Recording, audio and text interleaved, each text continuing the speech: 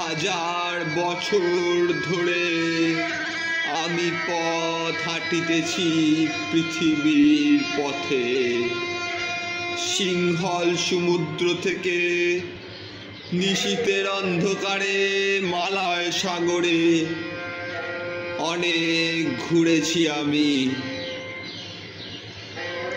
বিম্বিসার অশোকের ধূসর জগতে সেখানে ছিলাম আমি। আরো দুরন্ধকারে বিদর্ভ নগরে আমি ক্লান্ত প্রাণ এক, চারিদিকে জীবনের সমুদ্র সফেন। আমারে দুদণ্ড শান্তি দিয়েছিল নাটোরের বনলতা সেন।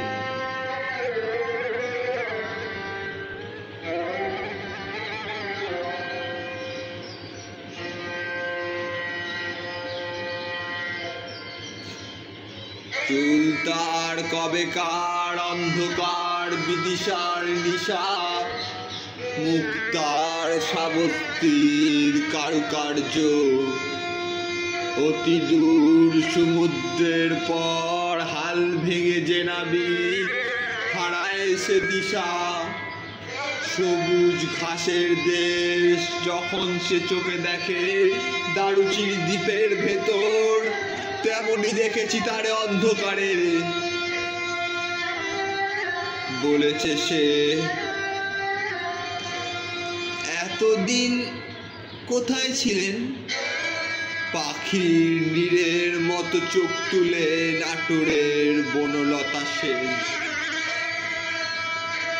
সমস্ত দিনের শেষে শিশিরের শব্দের মতো সন্ধ্যা আসে। ডানায় রৌদ্রের গন্ধ মুছে ফেলেছি। পৃথিবীর সব রং নিভে গেলে পাণ্ডুলিপি করে আয়োজন। তখন গল্পের তরে জোনাকির রঙে ঝিলমিল সব পাখি ঘরে আসে। সব নদী ফুরায় জীবনের সব লেনদেন।